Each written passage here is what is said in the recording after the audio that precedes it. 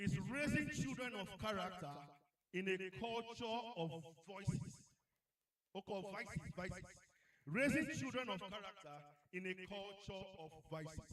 And no other person to take that than our beloved Precious Ogbonna. Let's go.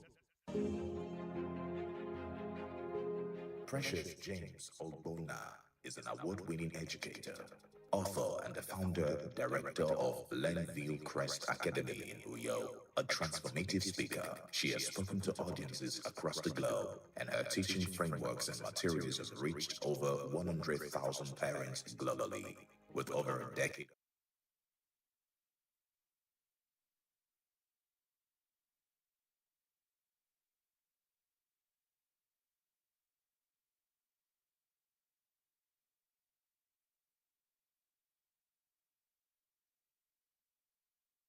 Focus to the foundational years. She is on a mission to help parents of children ages 0 to 10 get it right from the start. Precious has led and contributed to large-scale proprietary parenting projects, creating frameworks that support families in navigating the formative years with knowledge, intention, and absolute clarity. She's the convener of the Academic Excellence Conference, a platform dedicated to equipping teens and preteens with essential study skills for success. And beyond her work with families, she's a strategic consultant for thought leaders. She helps experts transform their experience and expertise into profitable knowledge products, building sustainable knowledge leadership brands that extend their impact. A devoted wife and mother, Precious brings warmth, authenticity, and faith into everything she does. Through her speaking engagements, mentorship programs, and school leadership, she continues to transform lives, inspiring families, educators, and young people to rise and shine as agents of positive change. Ladies and gentlemen, Precious James Ogbonna. All protocols duly observed. Good afternoon, everybody. Now let me take you back to the village for a minute. Now, I don't know that back. Come on.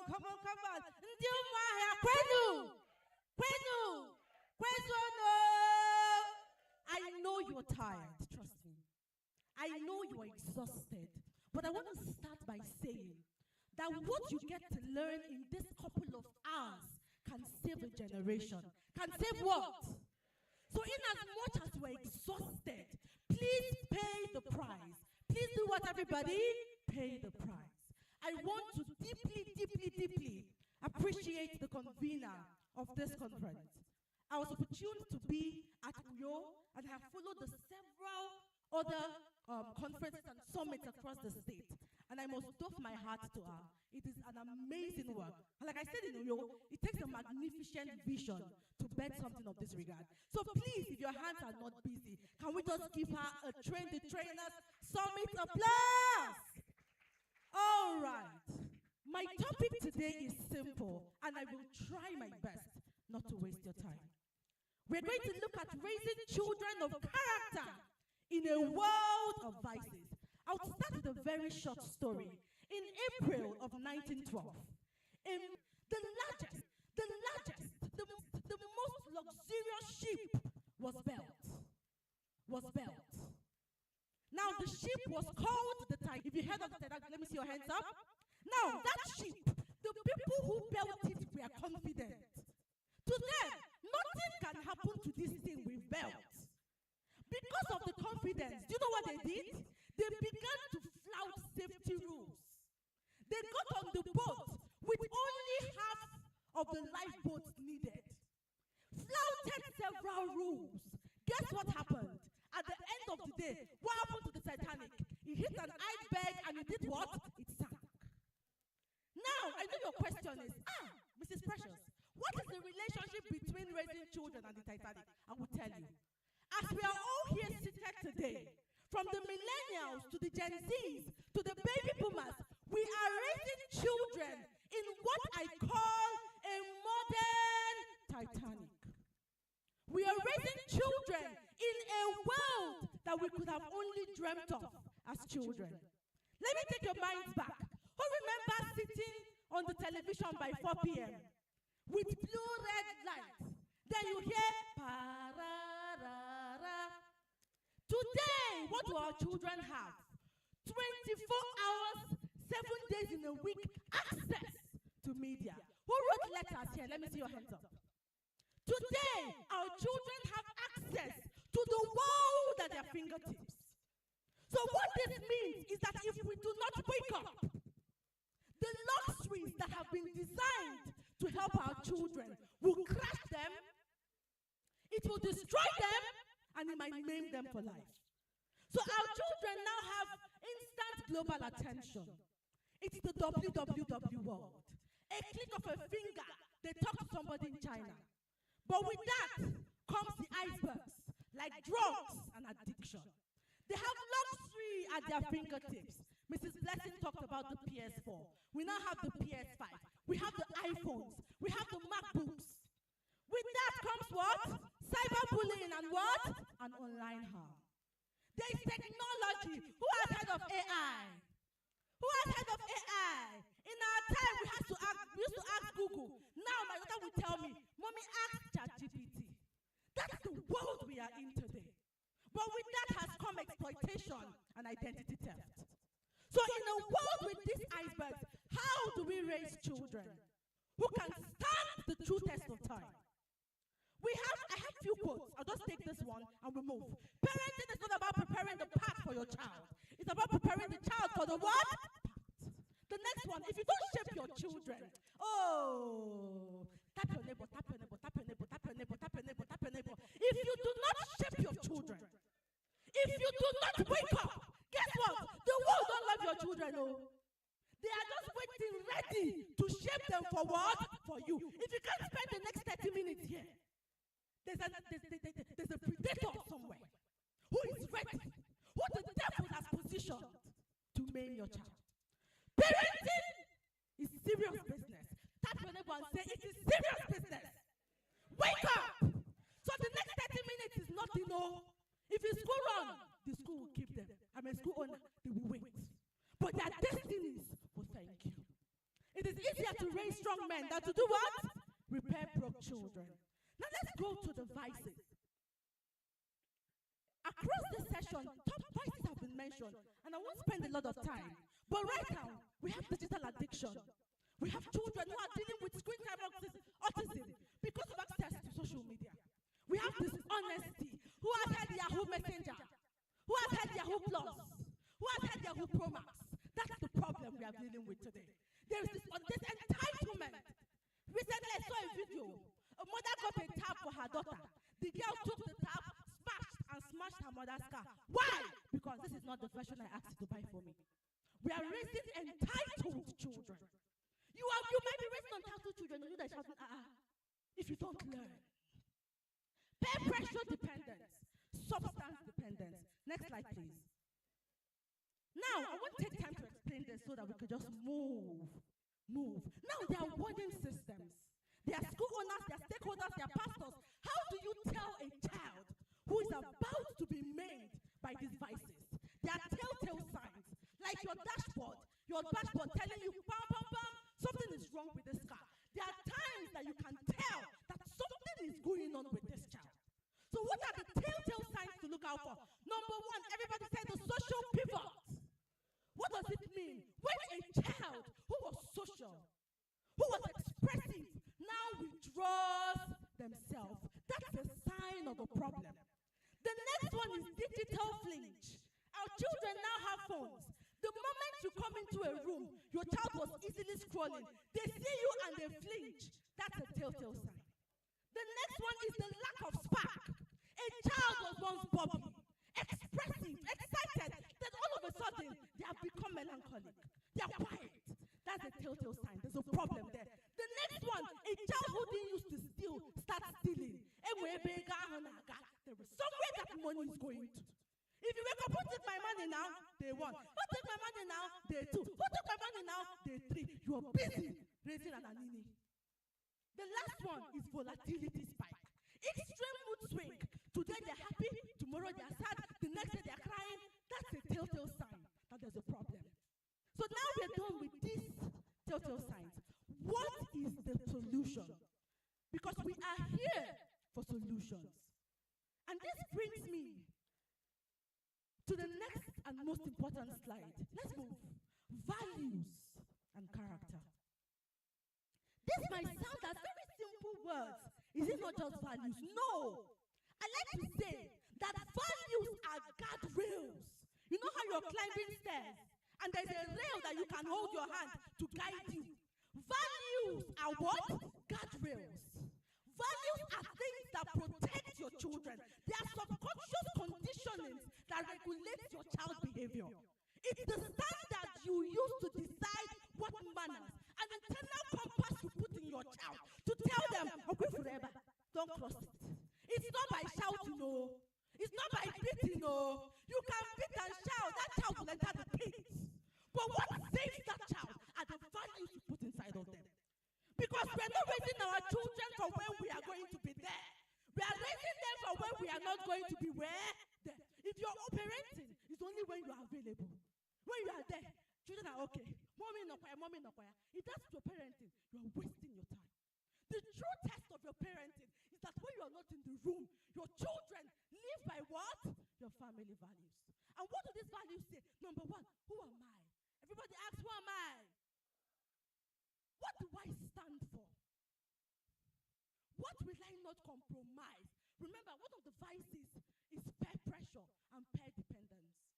What will I not compromise, even if everybody is doing it?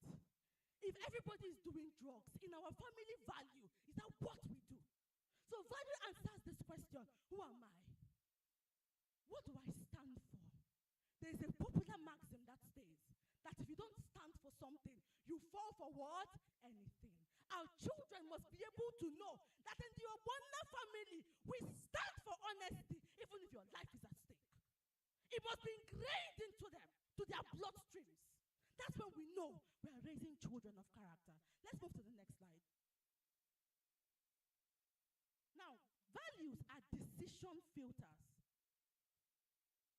Values, I say, they are not taught in emergencies. They are revealed in them. Your value of your child is not when it gets to that point, say, that's not what I raised you to do. No.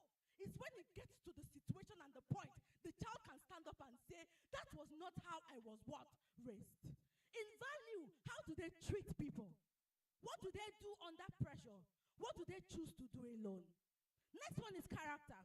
Character is the strength to live out your values. It can be hard, it can be costly, it can be inconvenient, but values show the direction. Character determines whether to follow it. Character, integrity is doing the right thing, even when nobody is what? Watching. So character can be choosing honesty. Character can be what? Exercising self-control. Character can be what? Standing alone.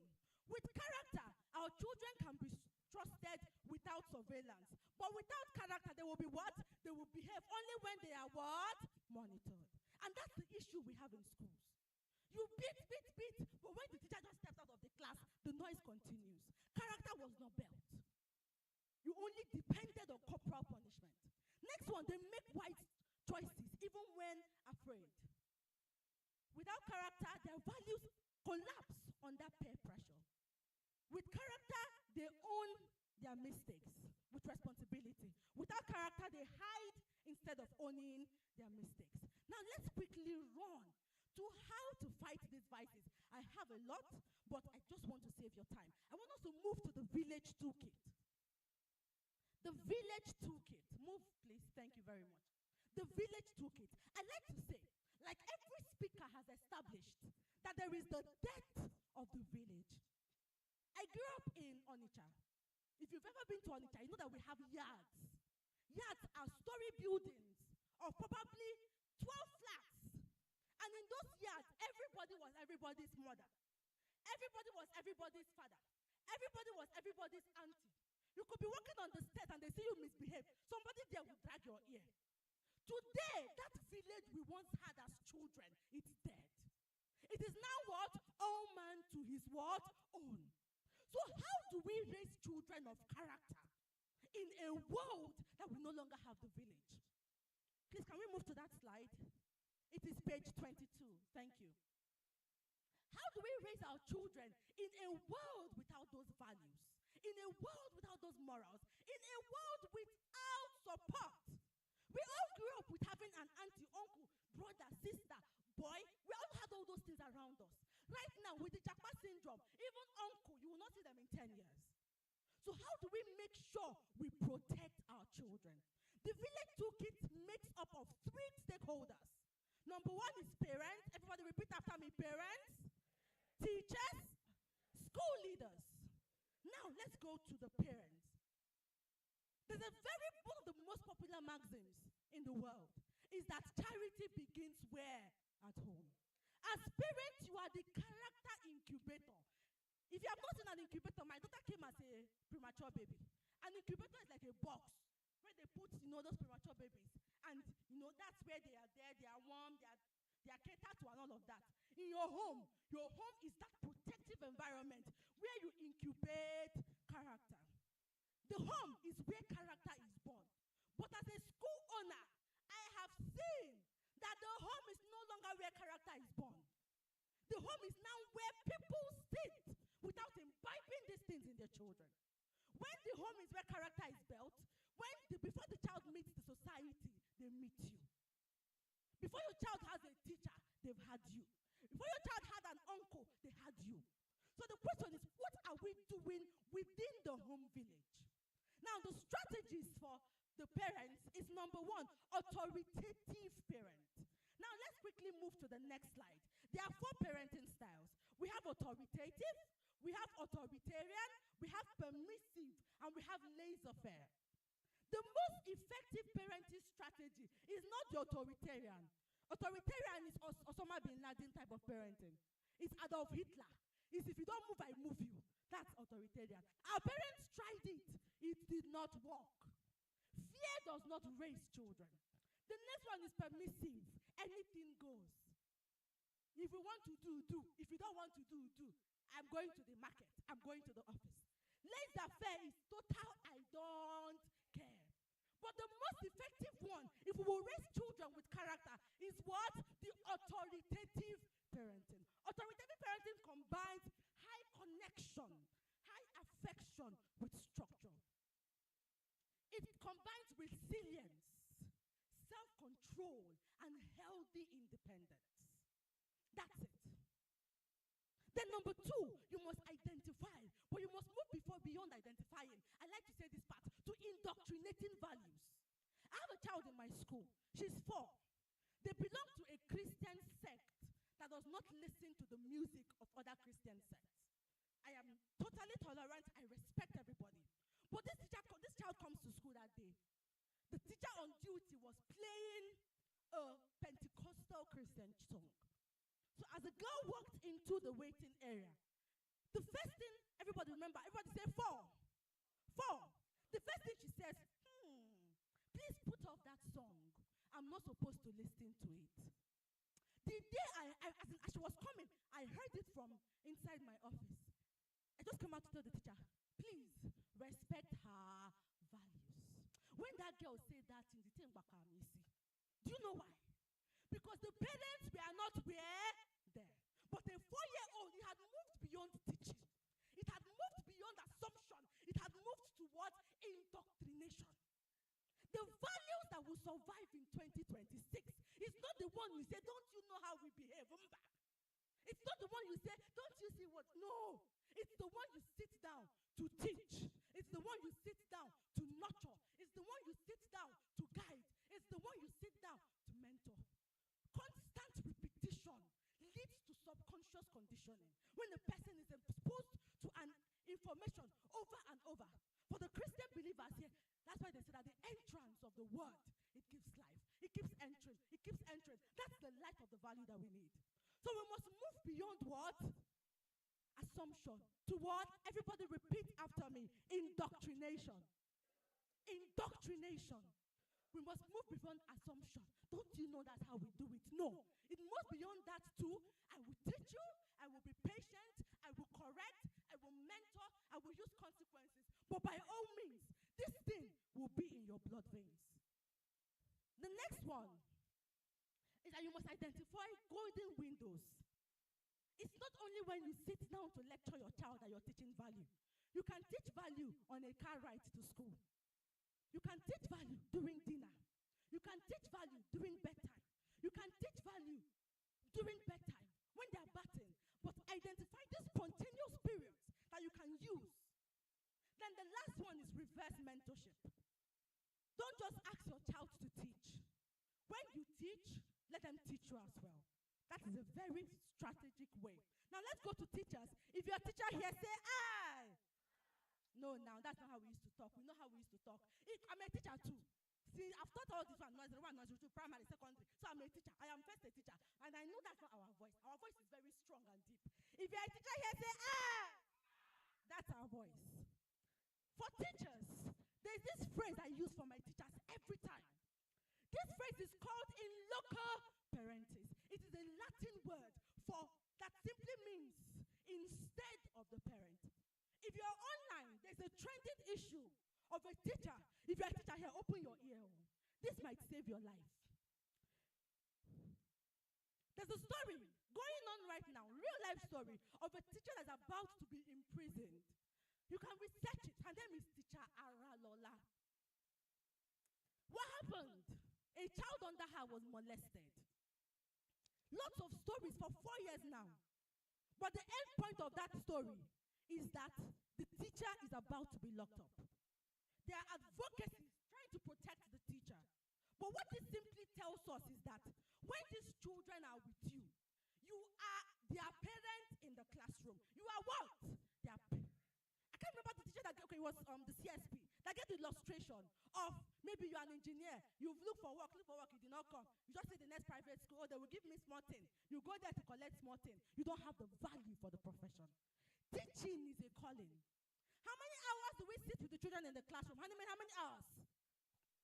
8. Depending. But on an average, the least is 8. A child that spends 8 hours with you, don't you think you are actually beyond a math teacher?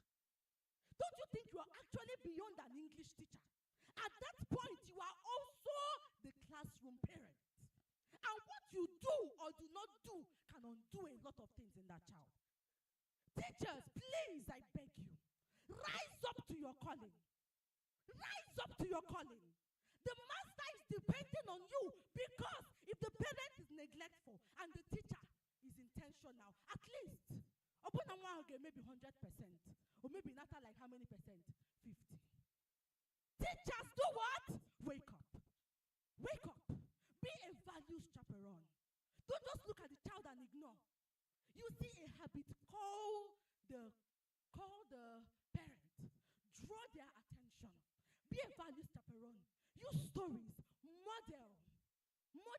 Children don't do what you tell them to do. They do what they see you what? Do. Model emotional regulation. Control your emotions. Then the last one, use real life character. When you're doing English comprehension or literature or maths, I have a slide on that. Let's move there. You can use simple, typical cognitive subjects to teach character. Let's move to slide 28. You can use mathematics, slide 28. You can use mathematics to teach accuracy. You can use mathematics to teach integrity. You can use mathematics to teach honesty. You can use science to awaken curiosity. You can use it to teach patience. You can use it to teach respect. You can use it to teach truth.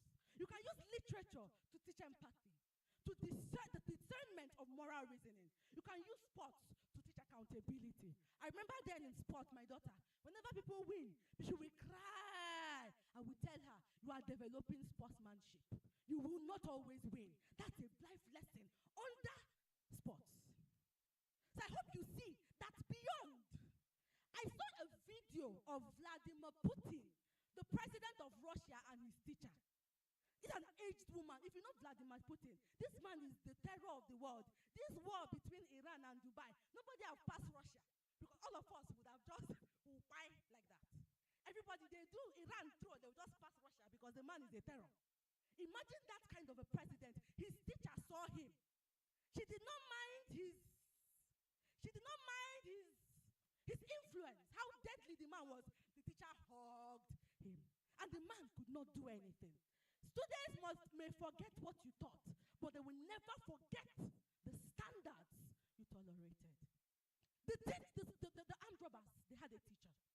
The kidnappers, they had a teacher.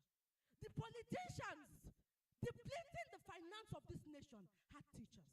Let's imagine for 1 second if those teachers woke up. Imagine for 1 second if a teacher decided that I won't just be an English teacher, I will be a values chaperone. Then lastly, to school leaders. One school leader that has greatly influenced me was my principal in secondary school. I attended a federal school, pro-unitated to my fellow federal school people. And her name was Mrs. C.N. Okafor.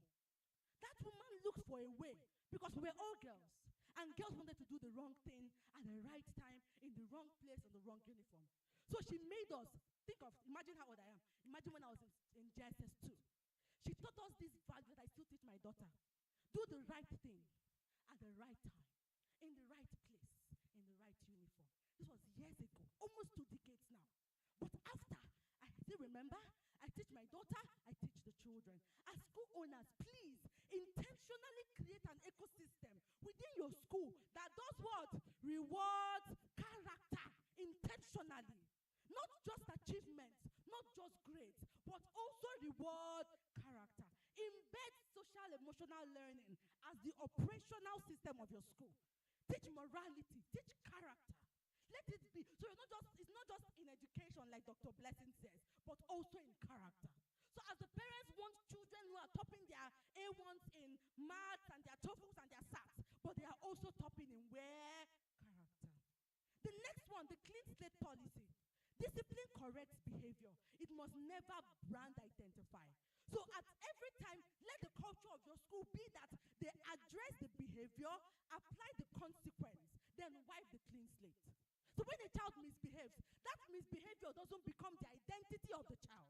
So it's no longer a case of the child stole, obedi hakoya, onyoshi. No. The child steals, you make out the consequence, you clean the what? Slate. What that does is to encourage morality and character. Then the next one is to make character part of your school DNA. If you have a school creed here, let me see your hands up. A school affirmation. Do you know the power of subconscious conditioning? Why do you think we have terrorists? People who want to kill for the Islamic belief. Why?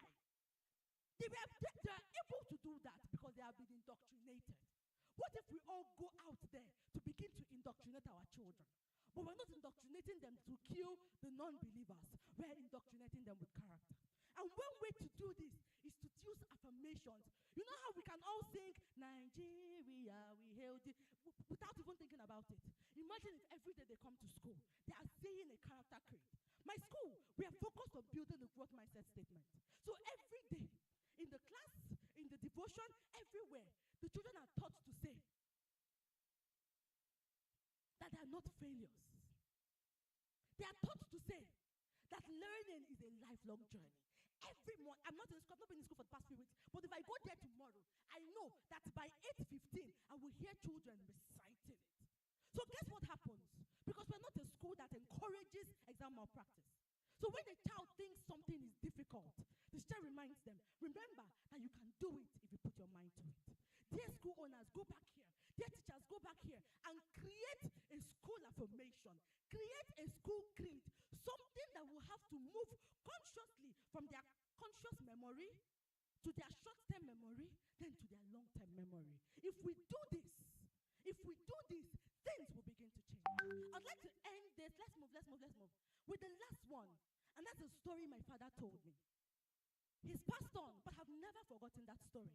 And it was the story of the Rechabites. It's taken from the book of Jeremiah 35. The Rechabites were the grandchildren of a particular man. And that man told the Rechab was their father. He told them that, guys, look, you will never drink.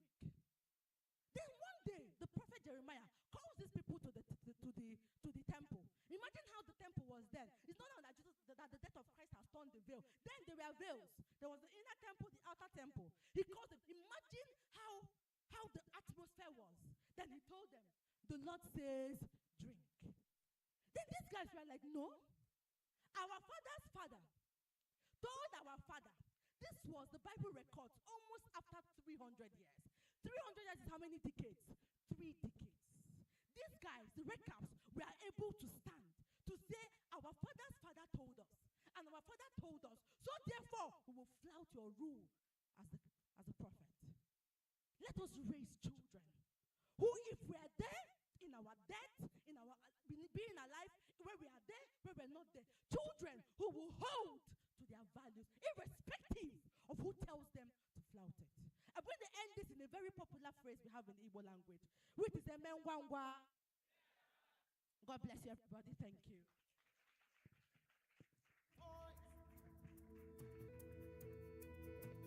We will take Now, I remember that we have not celebrated. You have not clapped for me, but don't bother about me. No, don't bother about me. But Dr. Blessing, we've not clapped for her. And also, we're going to merge to do 2 claps in one for both of them. Are you ready?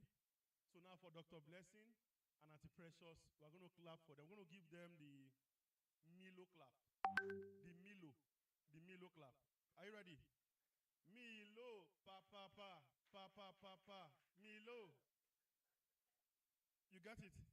Milo, 1, 2, 3, 1, 2, 3, 4, 1, 2. 1, 2, 3, 1, 2, 3, 4, 1, 2. Milo, 1, 2, 3, 1, 2, 3, 4, 1, 2. Are you ready? So now I'm going to give them the Milo clap. Please forgive us that we are doing magic. Please. So let's do the Milo clap for Dr. Blessing and Auntie Precious. Let's go. Milo! Someone is here, what of you? Don't worry. I'm with you together. Okay, what you give me? I give me mosquito clap. Let's go like this. Everyone, let's go. Say, wee! Catch it! Kill it! Send it! All right. Thank you so much. God bless you. I'm so happy that we have come to the end. How many of you believe you wasted your time here? Did you waste your time? And what is even giving me more joy? I'm seeing more people say, we want to get this material. I don't want to learn alone. I want to go to my community and teach them. And that's wonderful. So the first question I have here, someone says, will the lecture materials be made available for interested participants? Possibly soft copies. And the answer is yes. Please send me those links again. Send me those things again, please. Post it our links. So please, just follow these instructions I'm giving. Because on these platforms, if we say we are giving one, we'll not be able to do that. And remember, we are still working. So at some point, everybody, you want to rush home, we are still traveling back to Delta State. So we still have to go back. So everything has to be done as fast as possible. But this is the promise. The promise is that we are sending it to these platforms I'm showing you. Please, hello, media, we are waiting. Now, at the moment, we are streaming live, and the YouTube channel is called The Great Mandate. That is the name of the YouTube channel, The Great Mandate. The other venue is streaming at the Duke Foundation. So for those of you, I think the session of Auntie Blessing is there, Dr. Blessing is there, and also Auntie Precious, The Great Mandate. That's where they're streaming live. But now, pick up your phone, Facebook, The Duke Infant and Child, like this, you search for this, you'll find it. Now, Instagram, please, we are changing it. We had an issue with our accounts. So for Instagram, I will tell you the account on Instagram. The name is at the Train the Trainers. Train the Trainers Summit. Train the Trainers Summit. All of them together. Train, then THE, then Trainers, then Summit. That's our account on Instagram. This one is no longer functional. So train the trainer. That's about 70 something followers as at the last time I checked it. Then for X, no, most of us don't have X. But WhatsApp, this is very important. Because in WhatsApp we can share documents. Sure you know that. So on our WhatsApp channel, just get this number. Then you chat the number that you want to get the link for the channel. Then they will just send you the link. Then you join the channel quickly. Because on the channel we'll be updating all these things. We'll be updating it. Please, this is the number so you can see it well. 081 18 89 9848. That is the number. 081 18 89 9848. That is the WhatsApp number. So just send a message that please send me the link for the WhatsApp channel. Just drop it like that. And the link will be sent to you. You will just join. When you join there, all the things we are sharing, you'll be downloading them, you'll be seeing them. You'll be downloading, you'll be seeing them. Because what we encourage as a foundation is, after you have been impacted, go and impact others. In your small school community, you are here today, go and teach other teachers that could not make it. There are other children there, go and teach them. Now, someone asked that question. Someone said, I am really overwhelmed by this training positively. Remember, I asked for questions. Only 5 people wrote questions. I am really overwhelmed by this training. Thank you very much. Please, is there a forum for children only? Is there a forum for children only? I think we are going to grow to that very soon. But at the moment, we are training trainers. At the moment, we are training trainers. We are training parents. We are training teachers. But I know a time will come after we have finished training trainers. Remember, the foundation is the Duke Infant and Child Foundation. So after training trainers, we shall face children. But at the moment, we are training trainers. So that's what I want to tell you. Then now our speakers, I'll be giving them one. Can you help me with the other mic? So we have 3 questions, which I'm going to share for the 3 of them. One, each of them, so that they will just answer and we go. If your question is not here, automatically you won't have the chance to do that. So please, I think it will take them just one minute. After that, we'll give our last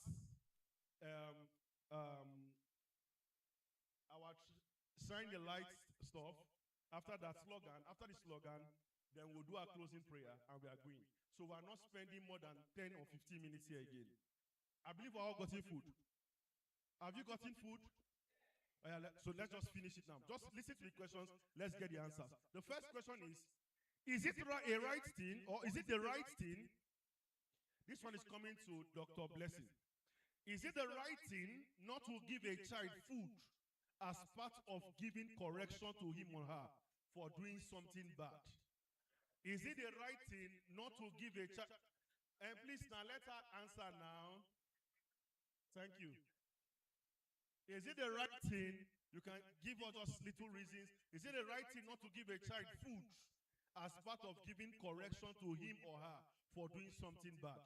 Please, let's listen. Let's listen. Let's listen. Well, it actually will depend on what the child did.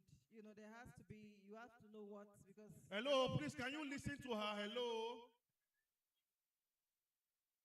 If you are quiet, I think we'll hear her. Please. Thank you. I said it would depend on what the child do. Generally, I would not recommend. But it depends on the particular behavior that you're trying to correct, what the child did. For instance, if it's gluttony, for instance, you can deny the child certain kinds of food, but to deny the child nutrition as punishment, it's not correct. Now, have you seen a deeper understanding? She said if the problem is gluttony, that means the child eat too much. And now the child is adding extra fat to the body, making the child increase in weight. You can be able to reduce. So you get it. You know that. But now, as a way of punishing, she said she will not recommend that. So it's not good. Now, the next, I think it will come to Auntie Precious. How can we control a child that steals? How can we control a child? I mean, you have a child that steals. How can we be able to control that child? All right. So I want to start by saying that beating, shaming, yelling will only intensify the behavior. There is the part of the discipline that works. Because automatically what you would do is to shame the child. Look at you, you are stealing. Or to beat, or to, apply very indiscriminate disciplinary measures. But what I would do is three-step strategy. I will go back to equip with skills. I like to say that for every behavioral gap, there are skills that the child lacks. So if a child is stealing, it could be entitlement, it could be lack of self-control, it could be bad morals. So go back to identify what is the skill that is lacking at that time and teach the skill. Secondly, guide. Thirdly, then apply consequences when you have done the first two. Thank you very much. Go back to go and teach. There's something the child might be lacking. Then number two, guide. The third one, apply consequences. Now, the third question. How do we handle disrespect from a student in front of the whole class as a teacher? E.g., a student puts up trash inside your lunch bag and also stuffed some into your three-side drawer. Maybe you offended them and they disrespected you publicly. How do you handle it? Okay, so first of all, most times when we see problem behaviors like that in children, it is either a cry for help or it is a ploy for attention. Generally, the human mind craves attention. So for some people, bad attention is better than no attention. And if, as a teacher, a child can push you to the point where you are triggered and you begin to shout and yell, you have already lost your power as a teacher. The louder your voice in the classroom, the lower your message. So how to handle disrespect in the classroom? You let the class know that this behavior is not condoned, and whatever the consequences are, the person should face it. But you have to do that from a place of deep emotional regulation, because if you are not self-regulated, you will be triggered and you start shouting. I've had to see where a teacher got so angry as a child, he was pushing the child out of the class, physically shoving the child. The child was laughing at him. So obviously, those children already know what triggers you. And anytime they are bored, they can easily push your buttons. So as a teacher, deep emotional intelligence is required of you. Let the child, get the consequences of their behavior, but don't allow yourself to be triggered. Once they know that they don't know how to get you, that's scarier than actually having you react. Thank you. Thank you so much.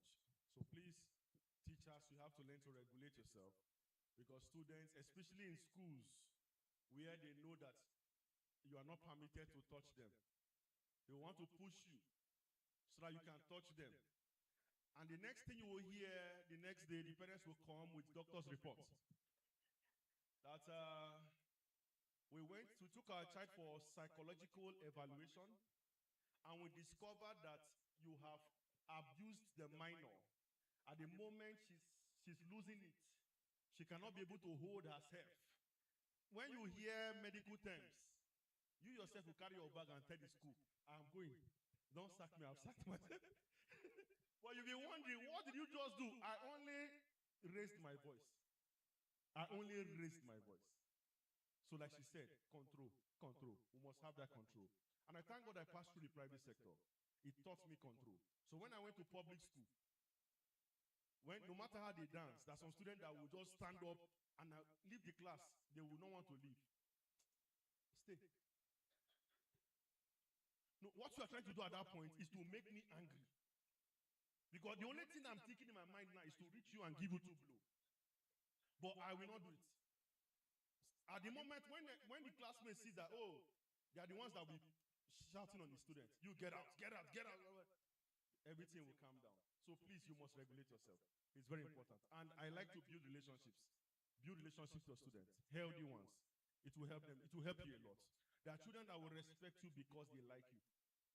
They are very arrogant too. But when it comes to you, they will respect you because they like you. And why do they like you? Because they know you believe in them. They know you see something in them that others don't see. So it's very, very important. The Lord will help us all in Jesus' name. Now, can you all stand up? God bless you. Our slogan, shine the light, Nigeria. Shine the light, Abia State. Shine the light, Umuahia. Please bring out your light again. Oh, see me, oh, my lights.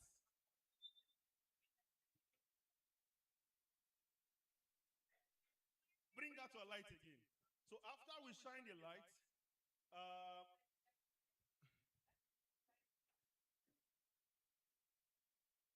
we'll receive the closing prayer. After we shine the light, we'll receive the closing prayer. Then we'll go. Make sure your lights are on, please, everybody. Make sure your lights are on. So I will say, train the trainer summit, then you will shout, shine the light, Nigeria, shine the light, Abia State, shine the light, Umuahia. Are you excited, everybody? Are you sure you're excited? Are you sure you're going to be impacted? Are you sure you're going to be the light in your environment? So are you ready? Train the trainer summit, shine the light, Nigeria, shine the light, Abia State, shine the light, Umuahia. Woo! God bless you. Now, can someone pray for us? So can close. Okay, thank you.